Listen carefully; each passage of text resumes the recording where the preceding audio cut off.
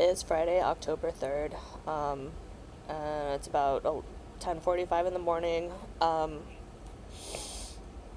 Last night, I'm trying to go to bed. It's really late.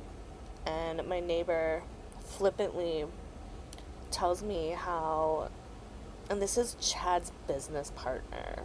Okay, all year long. All year I've been telling him, like, what's happening in the building. All year he's condescending and, like, won't even let me speak like I'm some kind, like a dog or something. Chad's partner, and, like, they're starting a nonprofit, like, with children. Okay, yeah. Anyways, all of a sudden, when Chad puts this 3-day vacate notice for the whole building, then all of a sudden he believes me. Anyways, last night he flippantly tells me that, oh yeah, well, Chad gave us a generator, but we were specifically instructed that you're not getting any help at all. And then it kind of like escalated into his last words were, have fun having no power. Fuckers, I am permanently disabled with stage 3 spine disease.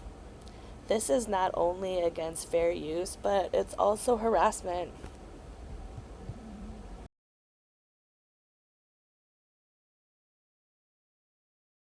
Oh, hi, baby. It's my little girl. You're so tiny. Her belly, like, she's a chunk and she eats a lot of food. She's a food hog. Like, she will eat everybody's food. This little belly. You little Lucy Lou. Baby. Can you see mommy? Oh, I got a little cramp in my leg, huh? Baby. That's it? Okay, bye. Civil Beat ran a article with a text message from Chad saying that he had plans to just shut everything down. And he was lying to us. He wasn't kicking us out for repairs.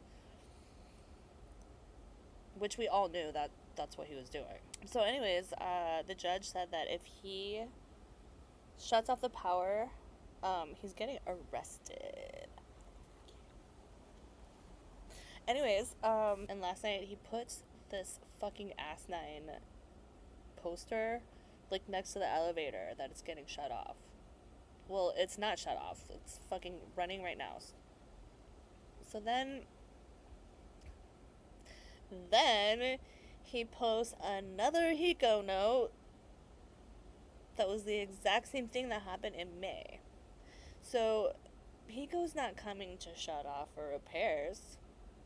It's for non-payment. Because if you don't pay, like, okay, if you're on a past due payment plan, if you are $1 late, like 1 hour fucking late, they don't care. They shut it off with no notice. So that's what's happening again right now. That's what happened in May.